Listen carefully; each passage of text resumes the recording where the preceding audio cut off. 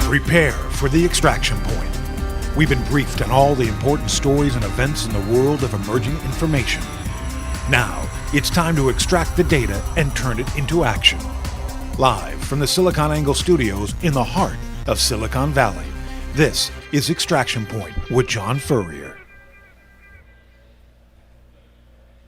Welcome to Extraction Point. I'm John Furrier, the founder of SiliconANGLE.com and SiliconANGLE.tv. And my guest today on the Extraction Point is Doug Cutting, the founder of Hadoop. We're here at the SiliconANGLE studios in Cloudera, in the heart of Hadoop, that's the office that commercializes Hadoop. Doug Cutting is going to talk about Hadoop, the founding of Hadoop, and kind of where it's going, and just a general update on the community. Doug, welcome to the Extraction Point with John Furrier. Thanks very much, John. It's great to be here.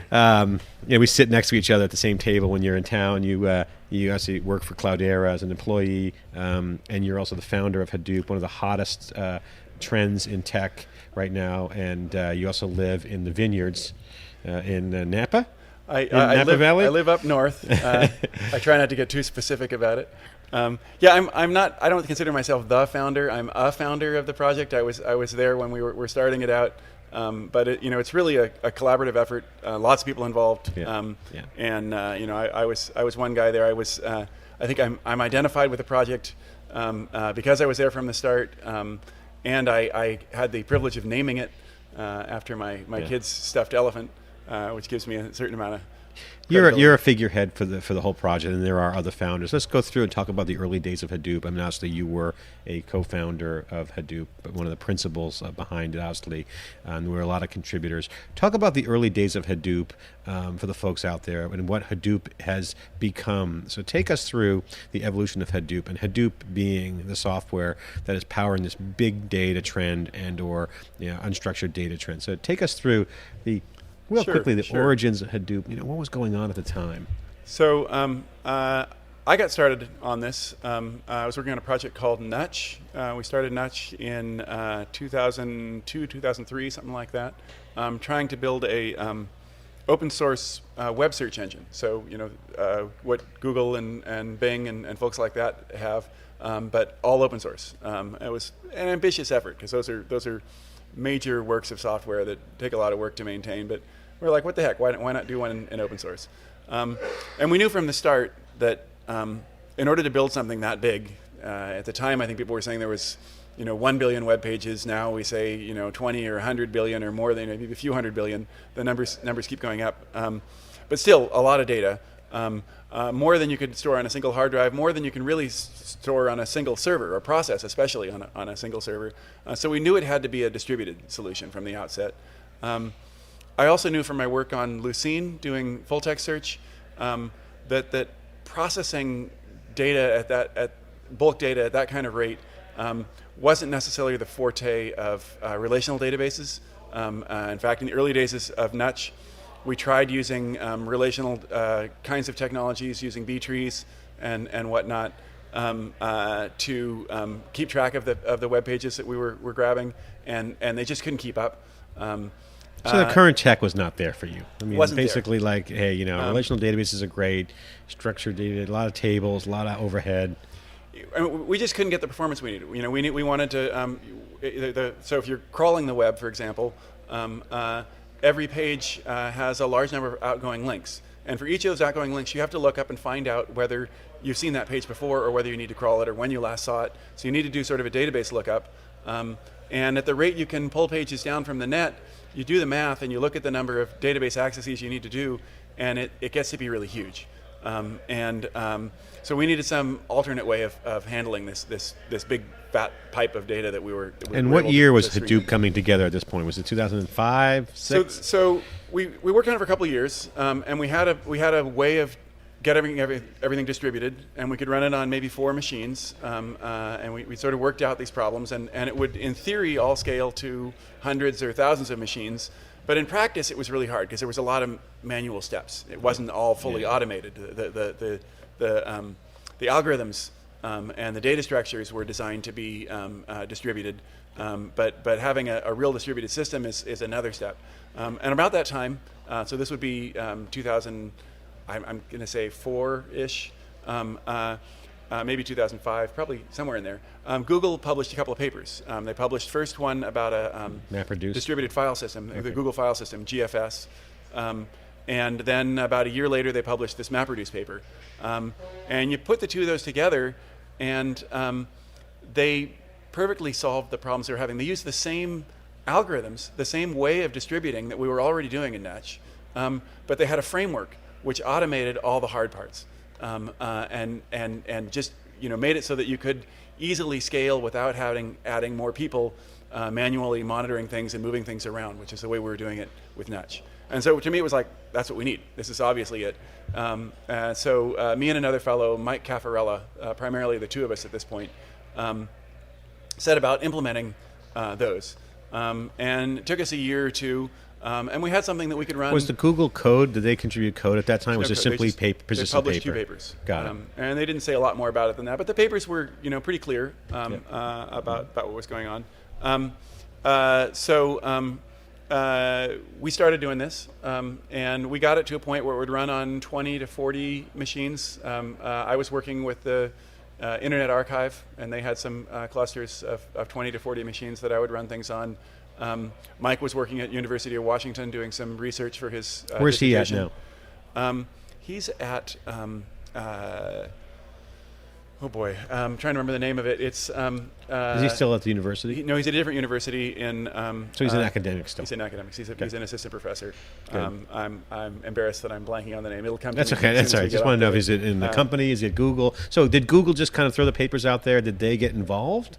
Yahoo was the one who pretty much. So at that point, we got to this point, and it worked kind of, but there were also, you started to realize that every point where you do something that's distributed, every time you have one machine touch another, there's an opportunity for things to fail, and you need to successfully handle each of those failures. And it turns out in a system, MapReduce is not horribly complicated, but it's complicated enough. And the file system is designed to be very simple, but it's still complicated enough that there's lots of little ways things can failure. And making sure that you handle all of those failures correctly is a lot of work. And I began to realize that it was a bigger job than 2 guys working part-time would ever be able to. It would take us 10 years to get to the point where you could really run it on hundreds of thousands of machines So reliably. where did it go from there? Yahoo? So Yahoo then approached me and said, we like this. It looks like a great starting point. We have this same problem. We need a platform to do this kind of computing on. And you look like you've got a good start to one here. Would you like to come work with us? And I said, great. And as long as they knew it was open source, it was open source at that point. It was open source. It was at Apache at that point, and it was still part of Netch. So in January of 2006, I started working at Yahoo. We split this part of Netch out into a new project, which we called Hadoop.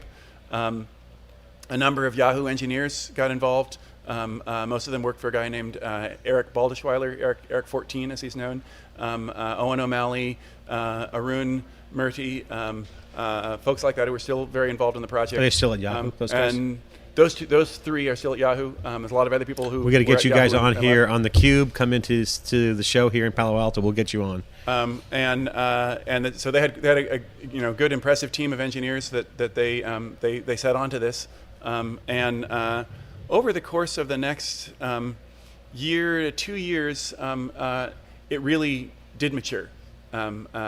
We figured it together, got all these different ways that things could fail, and made sure that it did something reasonable. Before you know it, Yahoo was actually using it to process the whole web. To process. What year was that? Tens of billions of How pages. fast did it move from coming on board to processing the web at that point? I think it was under 2 years before it was there, and we also at the same time had it. I think Owen worked on this as well as Arun, getting it to compete in this international competition for sorting data. Sounds exciting, doesn't it? Yeah, exactly. The next Olympic It's sport. better than Quicksort, right? That's right. All you comp sci students out there. It won. It won. It was the fastest system to be able to sort a terabyte that year. And so then it was really on the map by '98 as being a technology that could solve problems. 2008. Sorry, 2008. 2008. So say 98. Yeah, kind of index the whole web at that point. 10. Yeah. By 2008, Yeah. was really there, scaling, running on thousands of machines, and be able to process the entire web. There's still, some other things that were And I think missing. Cloudera got funding. Almer bolted out and became an EIR at Excel. I think Hammerbacher, was he still at Facebook at the time? And then you guys got funded. Cloudera got was funding. founded, I believe, in 2008 as well, 2008. around the same time. Got it. Yeah. So right when it bolted out. I believe that's the case. So then, we start to see. Where did Google come into all this? Because Google puts the papers out there. That's the catalyst for the innovation. You guys were working on Nutch. Google puts out the GFS and then the MapReduce papers. Basically, like, wow, this is like an inspiration. Things started clicking for you guys, and then Yahoo picks up the ball, innovates from there, really gets it stable and growing as a core product. And Cloudera's form. Does Google step into the equation at all during that time? And use it, or were they? Google used it for. They encouraged its use at universities through various efforts. They helped universities teaching courses. They helped universities use. They set up clusters for universities to be able to use to teach courses, and so they certainly helped promote it. Were they contributing code at the time? They didn't really. They had one intern who contributed some code, but not much. I think they were concerned. I think there were some legal concerns about having their engineers who could see everything that they had contributing to this project, which was close to areas where they held some patents and so on. And I don't know the details. Yeah, why some they business didn't. reasons. But they've definitely supported the project. Yeah, they did. They like having it out there. What I've heard from people at Google that they really appreciate is that now they can hire people who already are familiar with this family of technologies and this way of thinking. And they don't have to train everybody from scratch. It's really amazing, kind of intoxicating new computer science. I mean, if you think about it. So, hand it out to the universities, get them playing with, unstructured data and big clusters with Hadoop. I mean, it's good. It's good for business for them. So what I've heard from Google is, I don't know. Again, I don't speak for Google, so I'm surmising some things. I can here. speak for Google. But Google wants to get this out in front of everyone because it's good for their business. Good in computer science, students trained, and Bill Gates talks about it at Microsoft. But we need more computer science guys out there coding away. I don't know how much they hold this kind of technology as something that is a critical advantage that they have their own implementation. But they also have some practical reasons that people have told me why it's difficult for them to open source things. Just the way their software is organized, that it tends to be. And what are those reasons? There's a lot of interdependencies in the way they structure things, and they get a lot of benefit from that in their engineering to have everything. You mean kind of like building an OS? Kind of like. Yeah, I mean, it's just that it's hard for them to extract GFS and MapReduce. So, the specific problem in this case, and give those away without giving away Gmail and web search. Yeah, totally makes sense. Which they don't want to give those away because those are things which they consider proprietary technologies, and it's just technically hard. It would be a big investment and not worth it to them.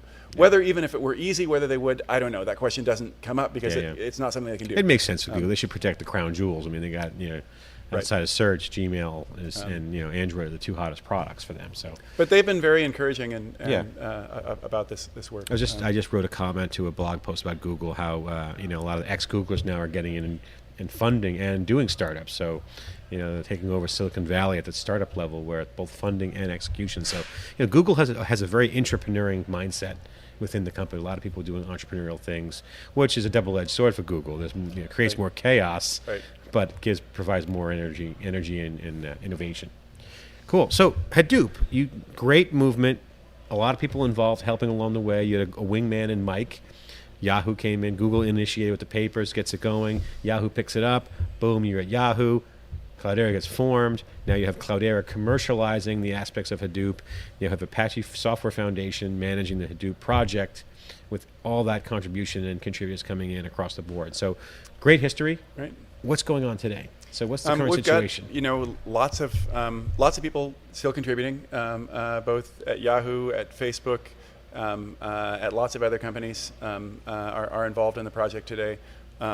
eBay, Twitter, you name it. There's a suite of other technologies which are building up around this kernel of the distributed file system and MapReduce, and on top of that, we're getting all sorts of query engines. It's just a huge family of technologies growing up. And I think what we're seeing is people are realizing this is a new way of processing data, and it lets them do things they couldn't do at all before. They can afford. Like what examples would you say? They can afford to save data that they couldn't afford to save before. That was just prohibitively expensive with conventional enterprise storage solutions. If you want to just reliably be able to save, for example, every transaction. Just in physical media and resource, people, right? Both people and yes. I mean, if you wanted to save every transaction that you saw and be able to have it online and ready to process, ready to analyze at all times, and save all the details of those transactions, for a lot of businesses, that was just impractical. And then to be able to do some... Have it low latency, too, is a whole nother question, right? Not only storing it, cost-wise, the latency issues of getting it back and processing. Right. I mean, you could store it on tape maybe or something like that, but that's not very practical for. I mean, so we're living. So what you're saying basically is open source is great. Good stuff happening with Hadoop on the open source side. We'll drill more down into that. But on the market side, we're talking about a real-time environment. Things like Facebook, Twitter, mobility is creating all this new data.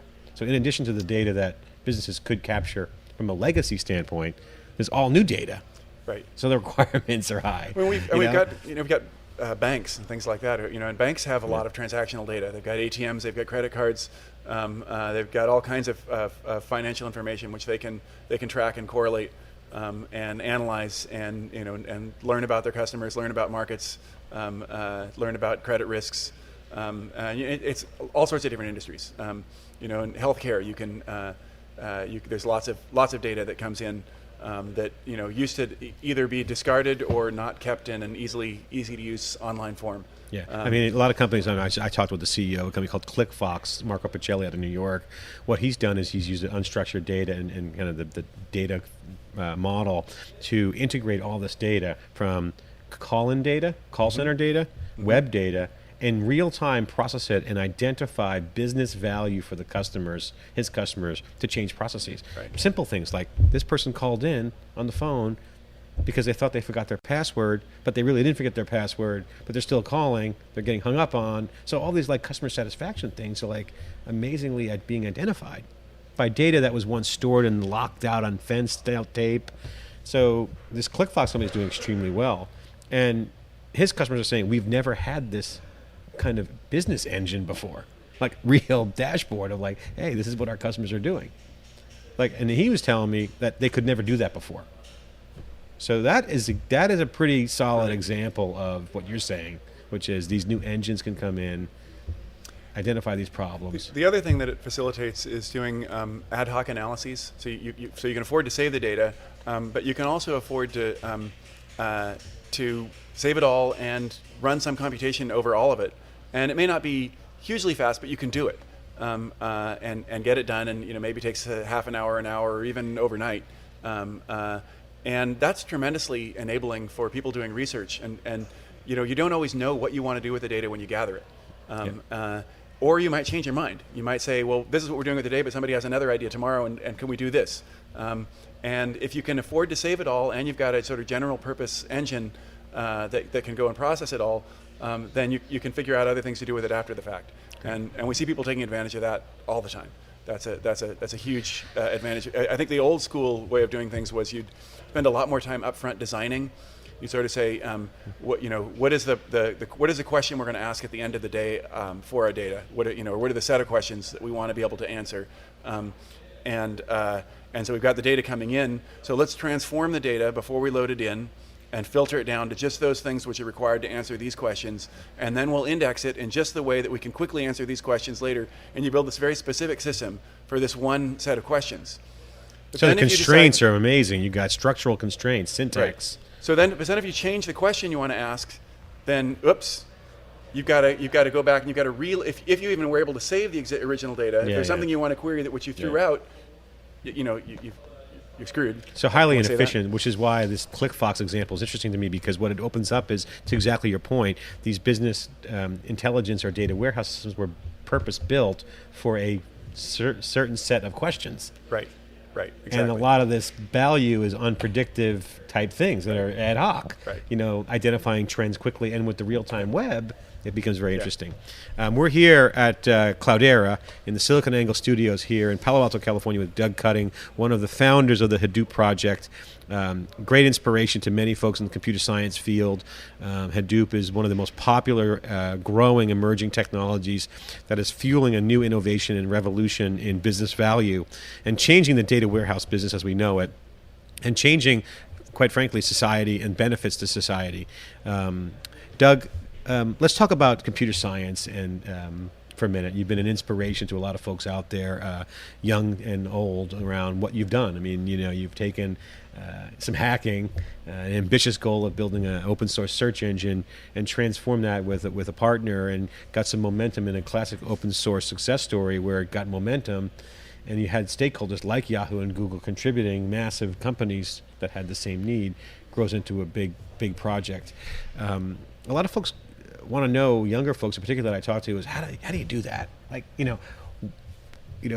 you've been around the block, you've done a few things, you have Hadoop and you're working on more. What's your advice to the folks out there who want to know, how do I get involved? How could I pull off something like that?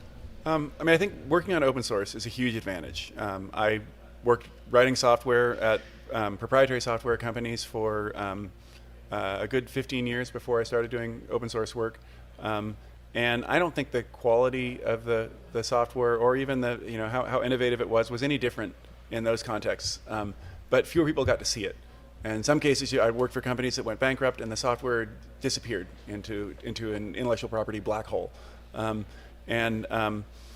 you're doing things that everyone can see, then more people can use it, and it lives longer, it gets more exposure, and moreover, just people like free. They can try it out. You get you sort of skunkworks kind of projects. People don't go to their manager; they just download something because they can. It's free. They don't have to go and sign some sales agreement or do something that requires a lot of approval and thought. They can just download something. They can try something. They can build a prototype, and they can evaluate it and see, does this actually solve a need? And a lot of times what you find is it solves 90% of a need. But there's a little thing that would make, if they added this or they fixed this one thing here, then it would be 100%.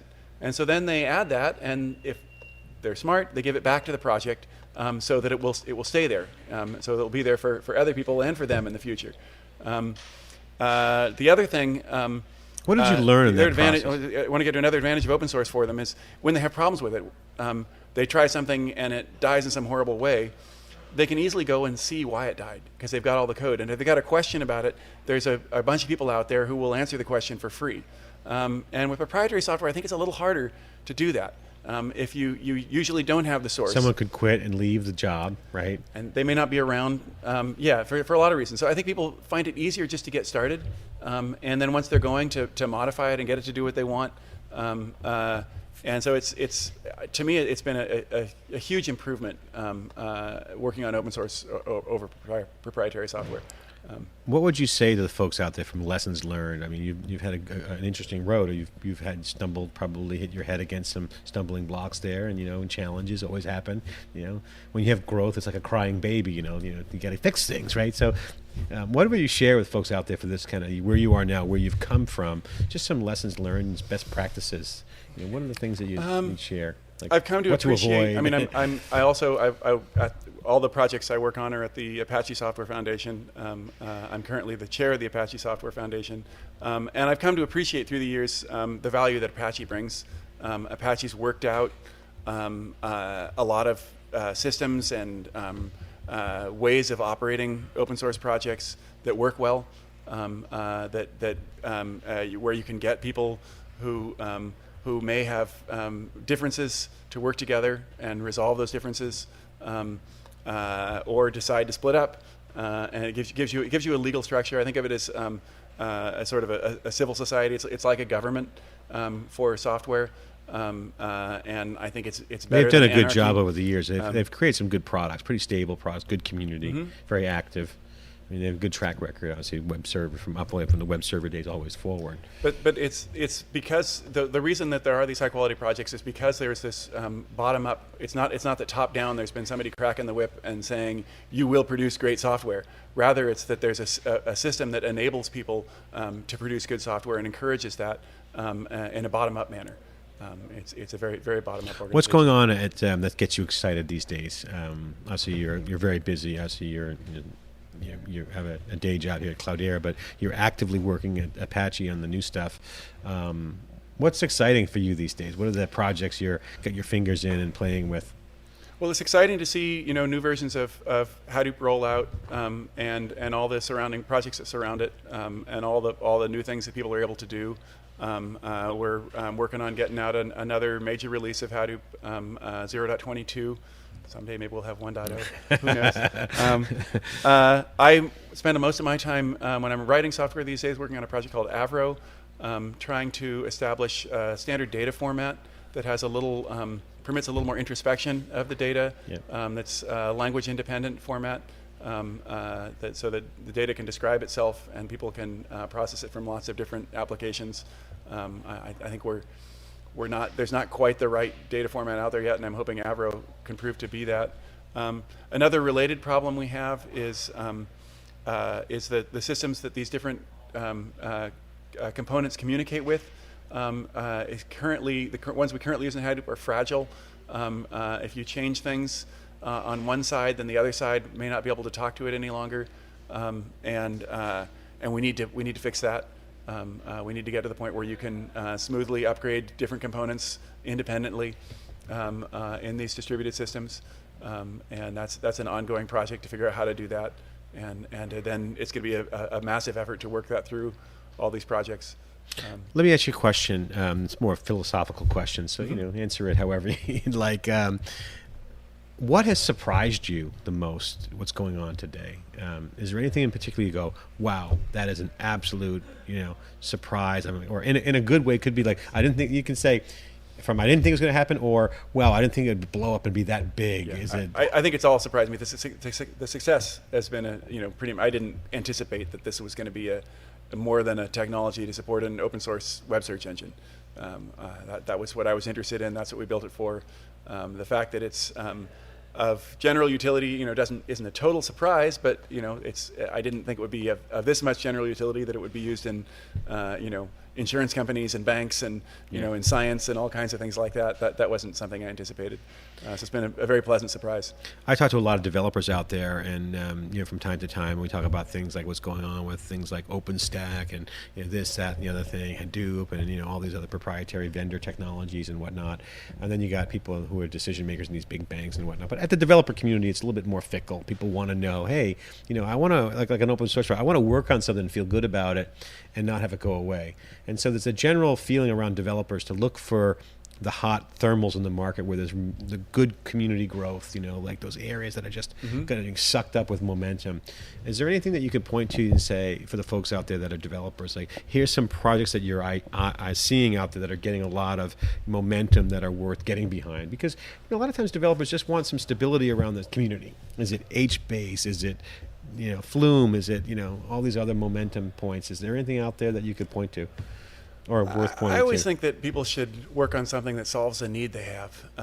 So I would think more about developers think about the application they want to build, and then look at the technologies that are out there and look which ones are closest to satisfying it. And part of that is, do they have an active community? If you've got a project which satisfies 80% of it, but it's dead, then that's a lot of effort to bring it back to life if there's nobody working on it. You've got one that only does 70%, but it's got a group of people who are working together well, who it's easy to get along with. Then that's a better one, because it's got a future. So that does play into it. The popularity and the activity of the community and all that sort of stuff. But mostly, I think you need to you want to scratch your own itch. I think the best changes come from people who have a real problem and want to solve it. And then what open source tends to enforce is that you have to be a little bit more general. I see a lot more in my proprietary software days, people doing short-term fixes for a specific problem because they need to get it done, they need to get on a schedule, and they don't care if it's general purpose because they're in a rush and nobody's going to criticize them. They met their potentially. deadline. Yeah. Whereas on an open source project, you've got other people at other companies who don't necessarily share that problem, and so they think about, well, how is this change? Could I take advantage of it? And even if I can't, how can I make it so that it doesn't impact me?